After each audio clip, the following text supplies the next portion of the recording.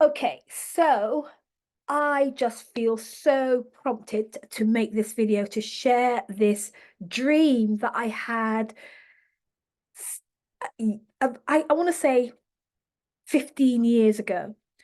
It's, one of those dreams that you have when, it's so poignant. You wake up and it's really like it really happened. It's really, it's stuck with me over the years. It's come back so many times. I've told the story several times because it just feels like one of those God downloads that is going to be meaningful in a variety of ways, in really important ways. And I feel led to share it with you again, if you've heard it before, and today. I feel like sharing it today. So, the dream was set in a casino, and I was there standing up next to a slot machine, one of those ones that one arm bandit, I think they're called, the ones where the you pull the thing and the lever goes down and then things turn and then you either win or you don't. Right.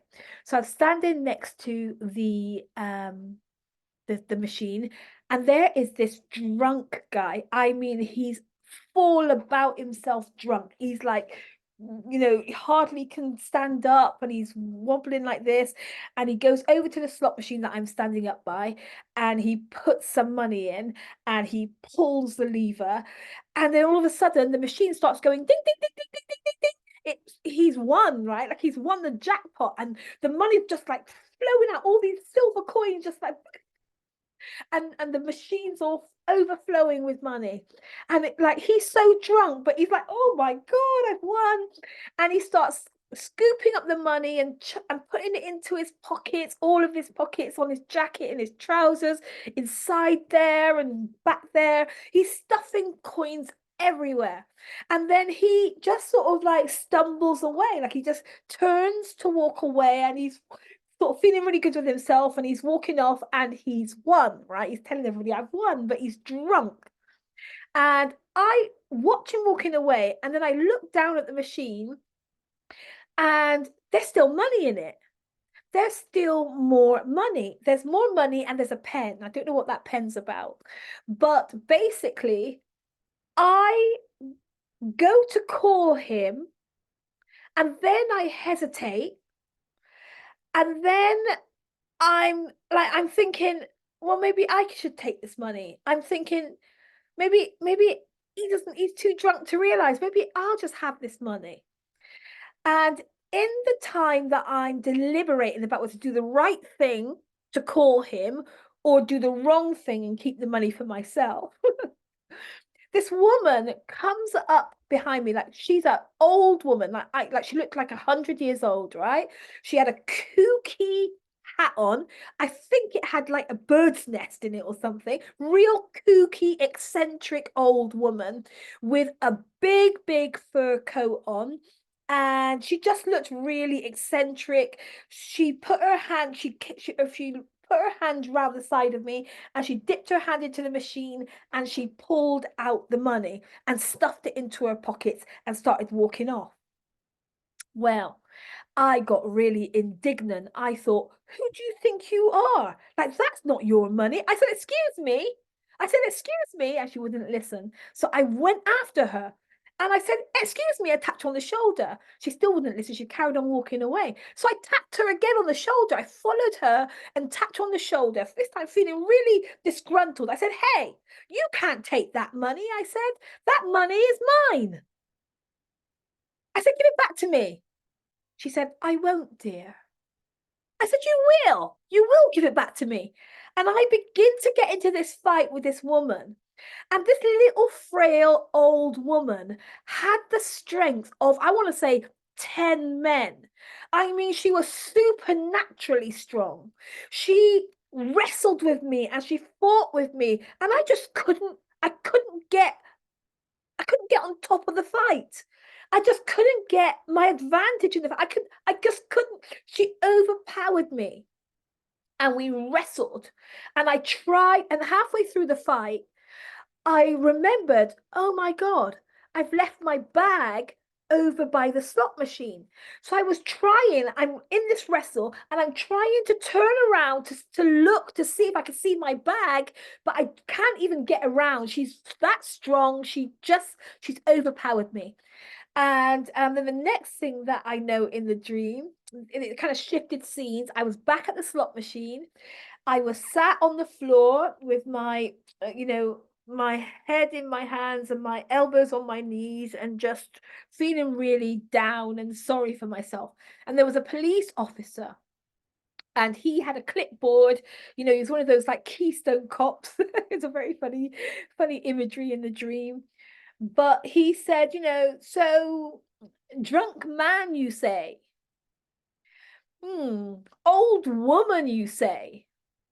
I'm sorry, Dion, but you've been had. You fell for it. In fact, there are three of them. It's a scam. There's three of them. They go around doing this to innocent people, and you've been had by the famous whatever. I don't know what they were called. Like they were a trio, right?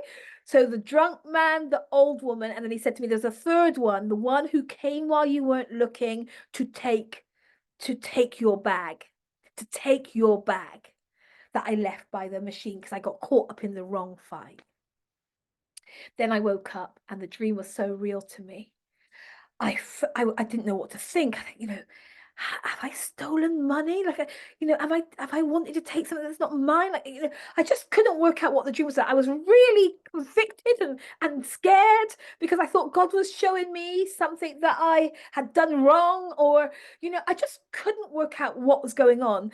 And that dream has never left me. And I've been, for the first weeks and months of having that dream, I was really seeking God for the interpretation, what it means, what's that dream saying to me. And over the years I've had several interpretations, but here's the big one. I believe that God is saying, don't get caught up in the wrong fight. Don't get caught up in the wrong fight. And the second thing that I think he's saying is, beware of offense. Beware of offense. You see, in the dream, I was offended by the other woman coming to take that thing. It wasn't even mine, but I was offended that it wasn't mine. Like it wasn't even my fight, and I got offended. It wasn't mine, and I got offended. Now, I don't know. I feel like this is a really poignant message for us in the House of Influence right now. I believe that there's something about, I think this is going to speak to each of us in our own unique way, but I feel that God is saying, don't get caught up in the wrong fight and watch your heart, watch offense. I've been having coaching calls with some of you, and I can see how in our day-to-day business there are these things happening that are trying to lure us into offense, trying to pull our attention away from the main thing that we're being called to do, which I'll talk about in a minute. But it's like a distraction. It's like, hey, look over here and get involved. Hey, look over here and get into the fight. And some of us are actually picking fights with people, we're hell bent on a fight with someone, and God is saying it's the wrong fight. Don't get involved in that fight. And some of us are in internal fights, having internal fights and wars and conflict within ourselves. God's saying, stop this fighting. Stop it. The situation, you'll know who I'm talking about, and you'll know that it's you. But the situation I'm thinking about right now is somebody who was offended, but too afraid to be offended out loud. So she's struggling to deal with that offense on the inside of her. That is the wrong fight. That is the wrong fight. I have had my own experience with this last couple of weeks, where I see that I have been an accuser, accusing people of not having the right mindset, or not doing the right work, or not thinking about things the right way, and actually picking fights, offended that they haven't included me in their thing, and picking fights. Like God is saying, watch yourself. don't get caught up in the wrong fight, and definitely do not be distracted and lured into a fight because of offense. I really hope you can hear me. I felt like I could not make this video today. But this is what I'm feeling. This is what I'm thinking. This is what I know to be true. How it's landing for you, I don't know. I'd love to know. I'd love to know, how is this landing for you? Is this making any sense? Is it speaking to something that you are dealing with right now? Is it like, or if it's not, then I really urge you to bank this message, because I believe that we are heading into a season of open doors.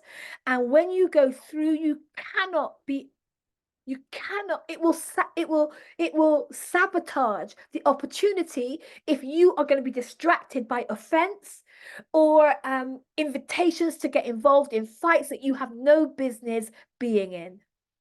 Okay, I've said it. I feel really like, woo, like this is really fiery, this one, but I do feel it, and I just hope it speaks to you powerfully. See you later. See you Thursday.